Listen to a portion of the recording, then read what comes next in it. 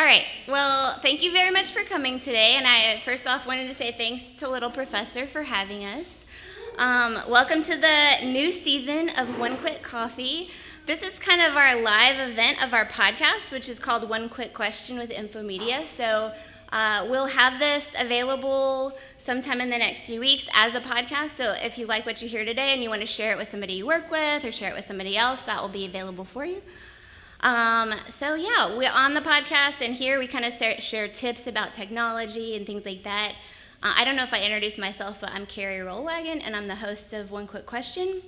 But our guest today, our speaker, is Pam Sanderson. Yay, Pam. Yeah. Pam loves attention.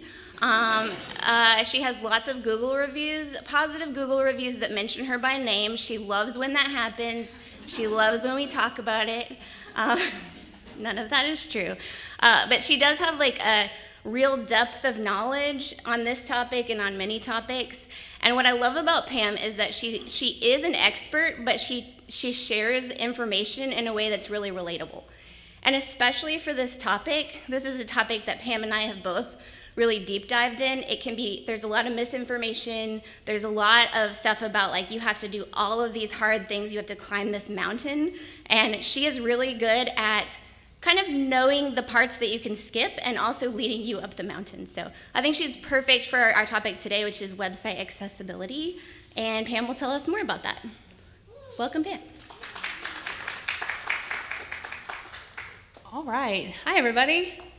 Okay, so does my website need to be ADA accessible? Yeah, spoiler alert, it does. I'm not even going to wait to the end to tell you that. It does. We're at a point now in the web that if you're not accessible, you need to have a really good reason not to be. You need to be taking this stuff seriously. But first, again, like Carrie said, I am Pamela Sanderson. I'm Director of Account Development at Infomedia, and my job is to work with our existing clients to make sure you're getting the most out of your website. So you've invested your money, you've built a really nice website, now what? That's my job, is to figure out what your goals are, how the website needs to grow with you. So I take things like accessibility, SEO, a bunch of other topics really seriously because it's things that we need to look at as the web continues to change. So, what is accessibility? Accessibility is for websites to ensure that people with disabilities can use your website. More specifically, people can perceive, operate, and understand the web. So perceivable, we want to make it simpler for users to see and hear content. We want to present text alternatives for non-text content, things like images. We want to give captions and other alternatives for multimedia, such as videos. And we want to create content that can be presented without losing meaning using excessive technology. So if I'm using a screen reader and my experience in getting your content is so dramatically different than if I'm actually able to read it, that is a problem. And that's something we see very commonly on websites. Next, you want to make it operable. You want to make all functionality accessible straight from a keyboard. If you have to use a mouse to do what you got to do on the website, that's a problem. We want to give users sufficient time to read and use the content. We see this a lot, really quick sliders or really quick like video things where the text is there and then it's gone. That's not going to pass for accessibility. We don't want to use content that might trigger seizures, so no crazy flash, weird stuff happening on the website. And we want to facilitate users to navigate and find content. Again, it needs to be able to tab through on their keyboard. You need to make it easy to find your content. Don't hide things. Make it clear that if I click here, I'm going to go here, etc. And next, we want to make it understandable. So we want to build text that's understandable and readable, something that's scannable, that we can tab through if we need to. We want to create content that appears and operates in predictable manners. Now, if you've ever said in one of my SEO talks, you've heard me talk about this too, is consistent user experience across the board. This is very, very important, not only for SEO, but also for accessibility. And then we want to help users avoid and correct errors. I have a whole slide about this later, but this is also a really, really big one. It's a really common accessibility mistake.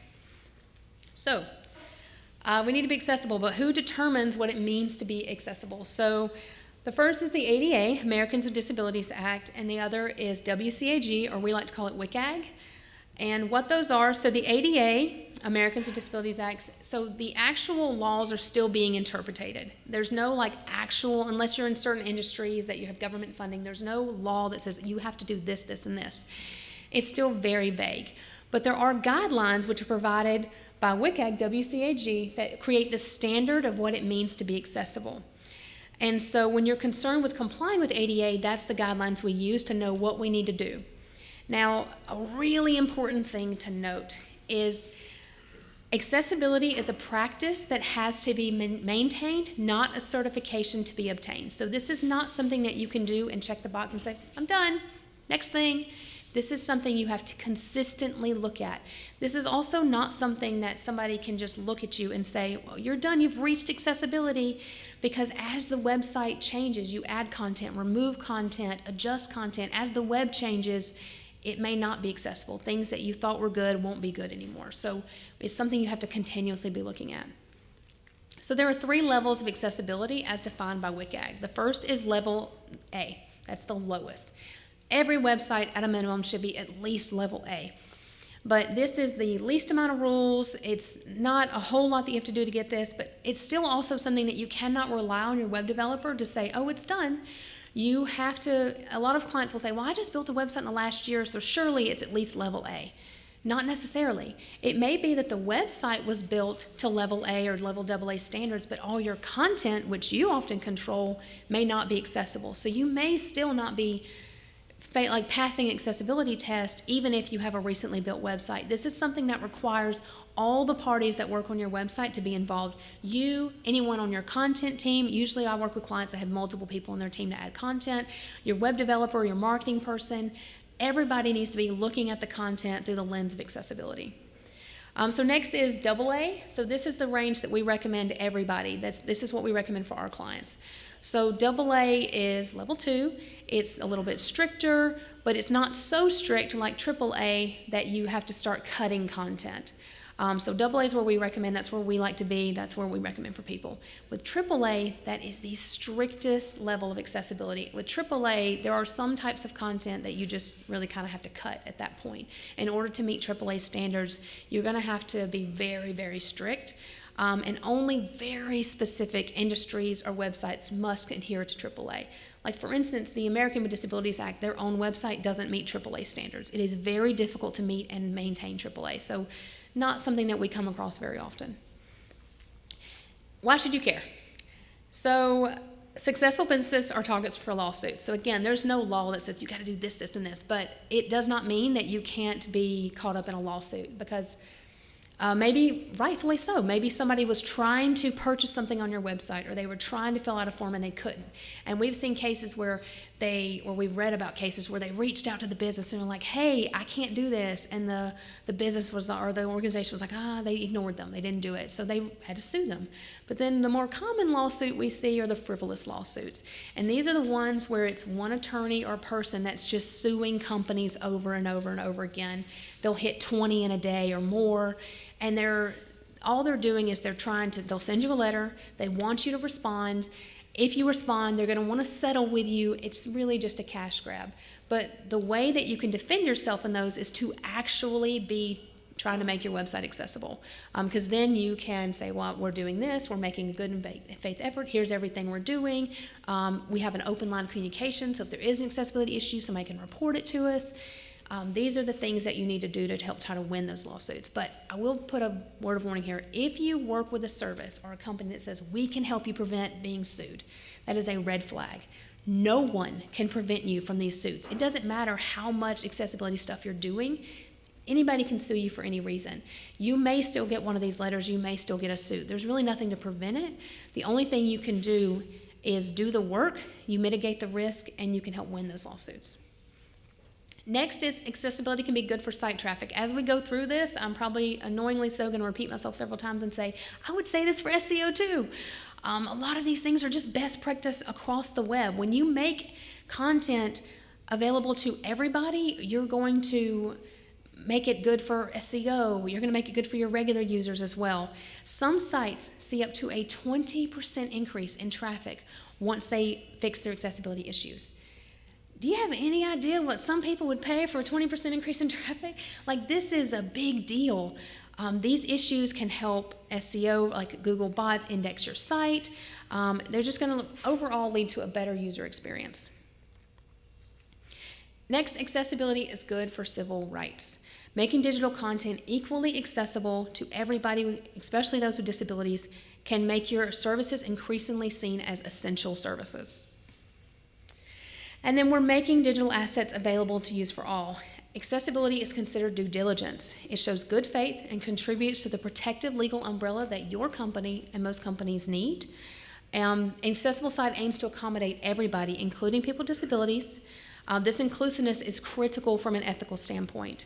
You're opening your site up to the largest minority group in the world.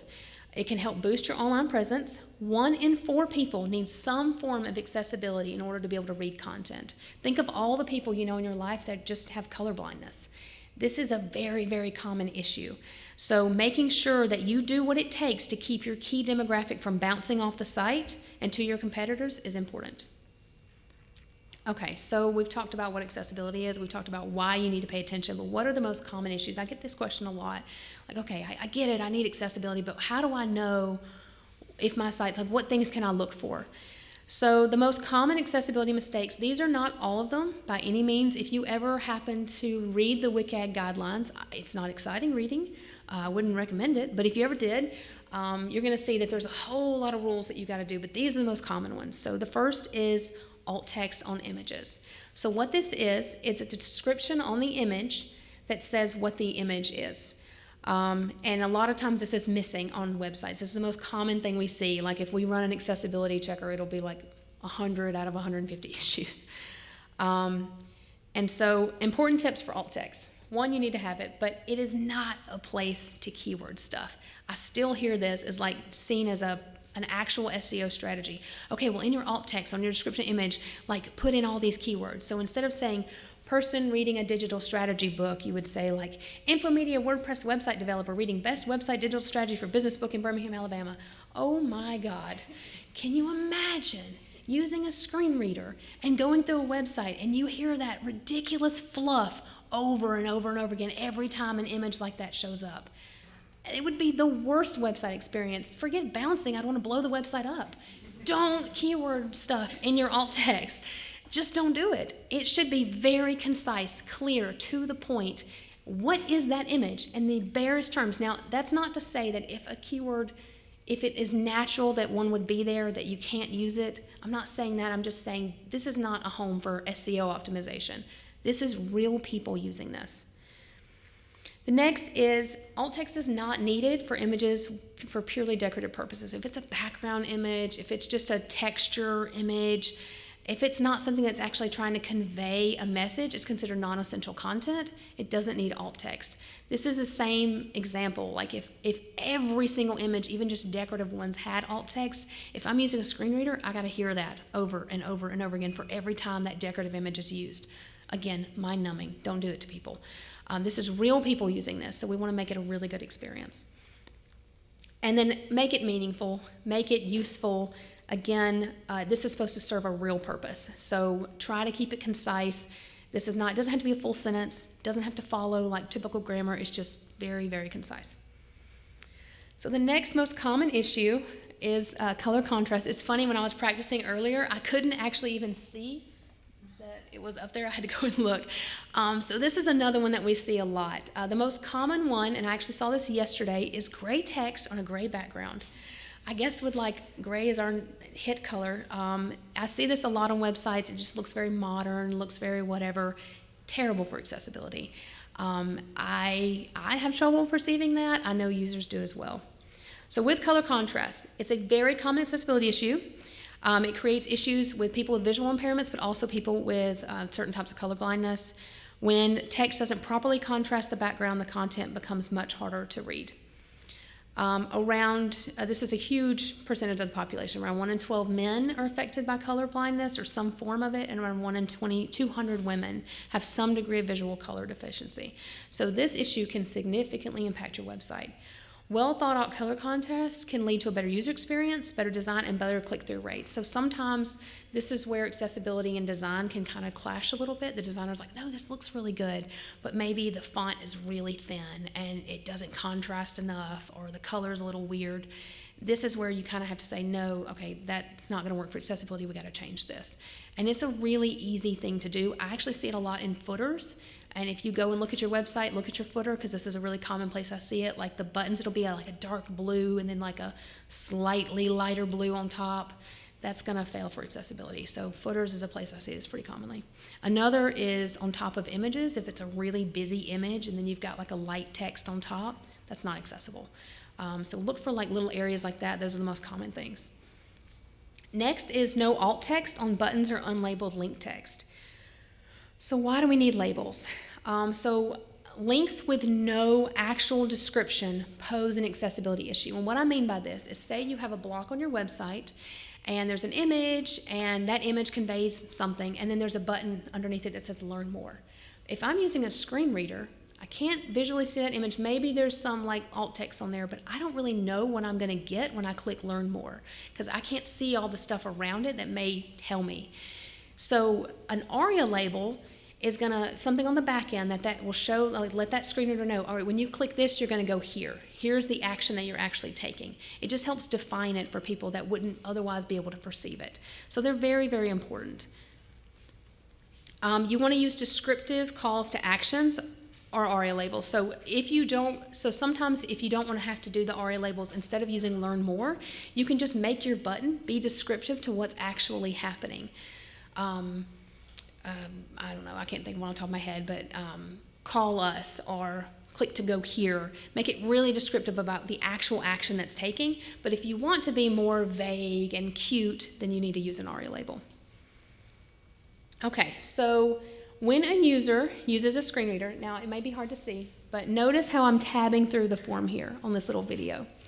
So forms are one of the biggest issues that we see for a lot of reasons. One, navigating a form can be tricky if you haven't done it correctly. So you want to have proper labels so that users can adequately navigate the input fields, checkboxes, drop-downs, etc. Again, this is a place people sometimes like to be cute because we see a form on every website, we get bored by it, we want to do something a little different. This is not a place to be cute. This actually serves a function, so we need to make sure we have proper labels so that people can complete the form. We also want to have proper keyboard structure. So what I mean by that is, if I'm tabbing through this form, does it go in order or does it bounce around? One of the most common issues I see is maybe you have 2 columns of fields, and the way you fill it in is to go left, right, left, right, left, right. But when you actually use it on your keyboard, it goes all the way down the left and all the way down the right. That would not work for accessibility. That'd be really confusing for a user trying to fill out that form. So making sure, and you can test this yourself, when you go to that page, click on it, and if you can hit your tab key or your space bar and tab through the fields in the right order, you know that it's working. The next is you want to create clear and easy to understand error messages. So I mentioned this on one of the previous slides. This is a super common one. What is the most common error message that you see on a form? You make a mistake, and at the bottom it said, issues are highlighted in red. What if I can't perceive the color red? Or what if I don't know to scroll up to see that? I have no idea how to complete that form, and I'm instantly at a roadblock. The only thing I can do is just call you and be like, I don't know what to do. You have to make sure that error messages are clearly described and defined. If it just says issues highlighted in red, that is a problem. If it says scroll up to do that, don't make it hard. Make it very clear. You didn't fill out the last name field. These fields need to be filled out, etc. So that's one that we see a really common, like a super barrier. They want to communicate with you. They want to talk to you. They want to purchase something, and they can't do it.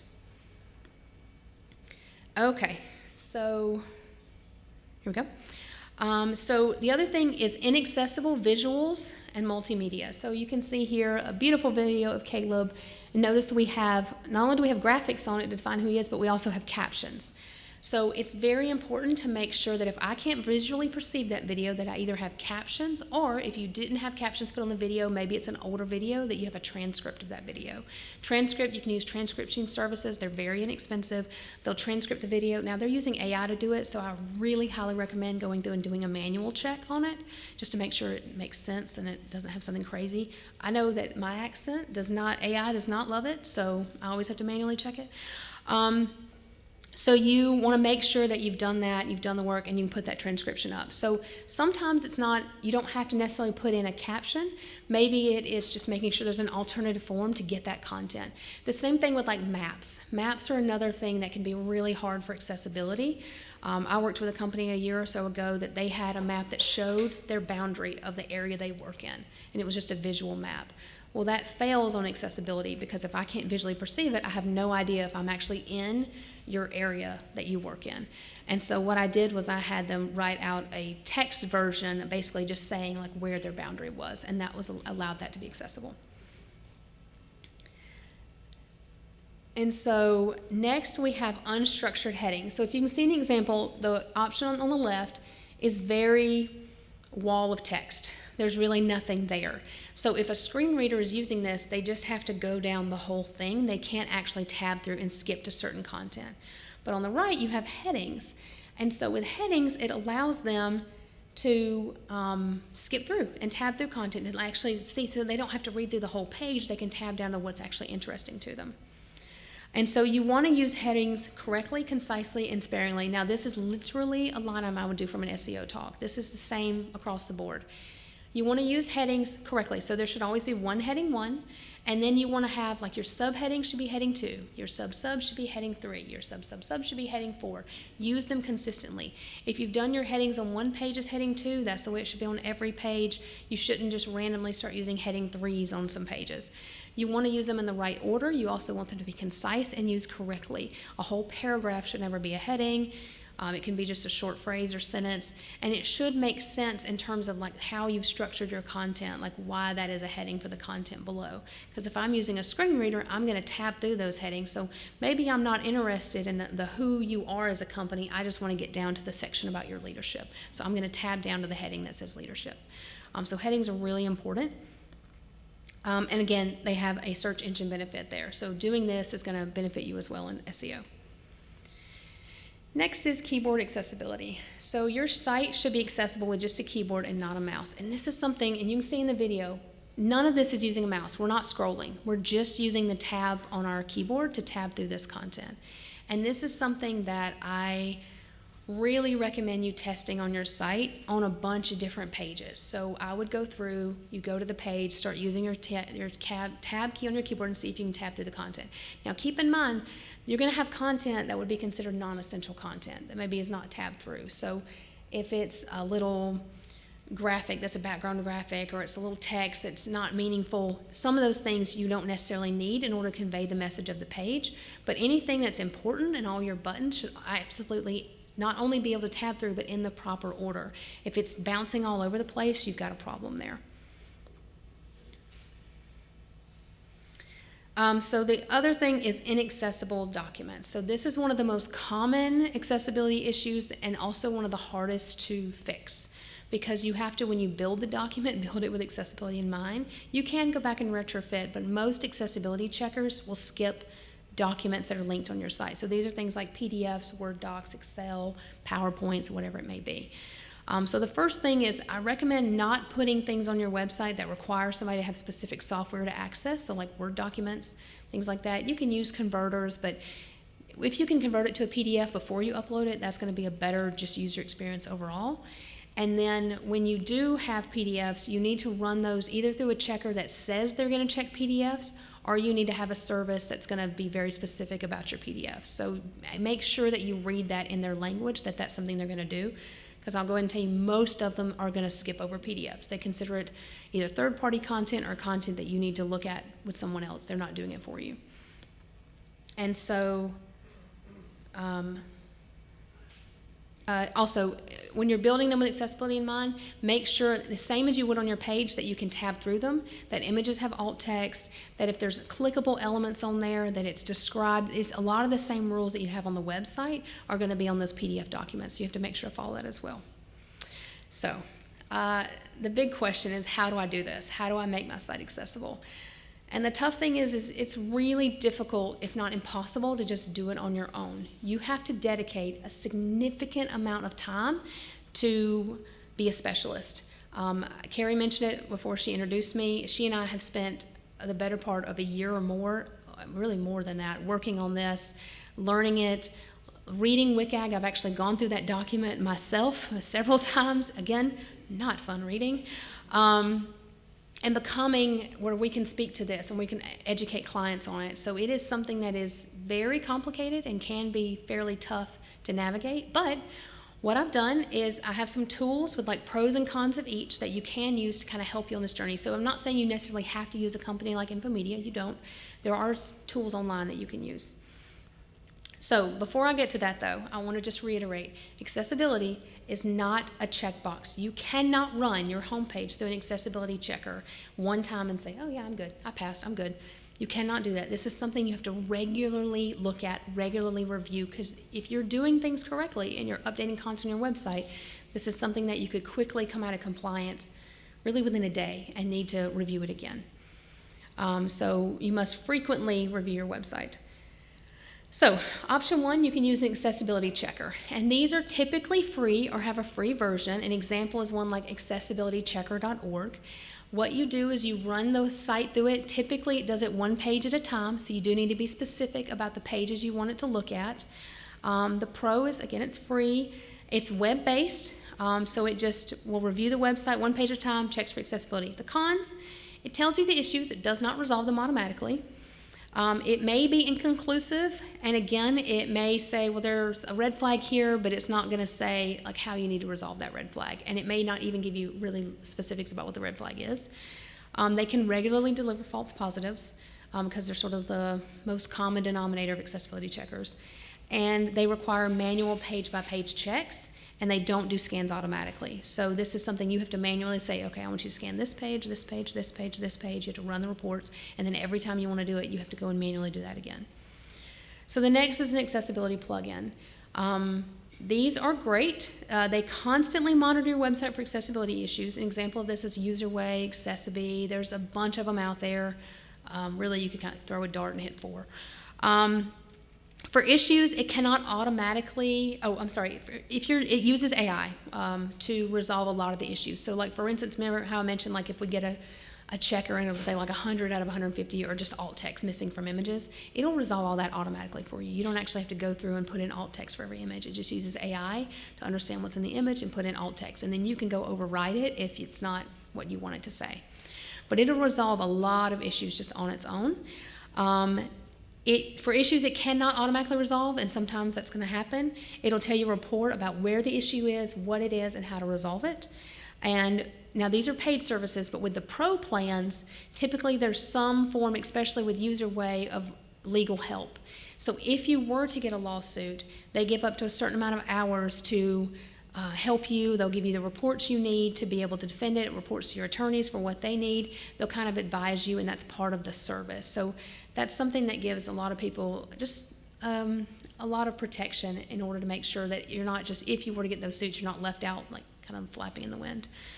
The cons, it requires setup and a yearly fee for the full version. There is a free plan, but it's very minimum to what you actually need, so I don't know that I recommend it.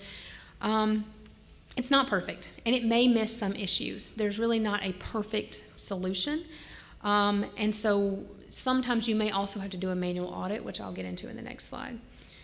So manual audits. So this is the most comprehensive way to check your site's accessibility.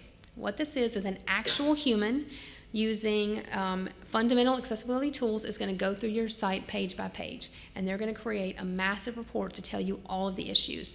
The downside is nothing's going to be automatically resolved, so you'll have to go through and fix everything, and it is the most expensive option. So this is oftentimes very cost prohibitive to have this done, because not only do you have to pay for the manual audit, which can sometimes take days, you also have to pay for all the remediation. So all the issues they find, either you have to do them if you can, or you have to pay someone else to fix all the issues for you. So it can be very expensive.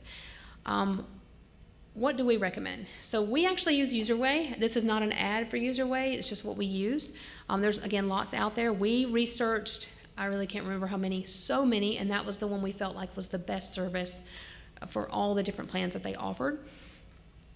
So what we recommend, though, if you're very, very concerned about accessibility, is you actually do a combination of two. I would use an accessibility plugin that's constantly scanning and reviewing things, resolving things with AI, but then also maybe on a yearly or quarterly basis, depending on the level of accessibility that you need to be at. And like if you're in certain industries where you have government funding, you may have rules and compliance things that you have to maintain.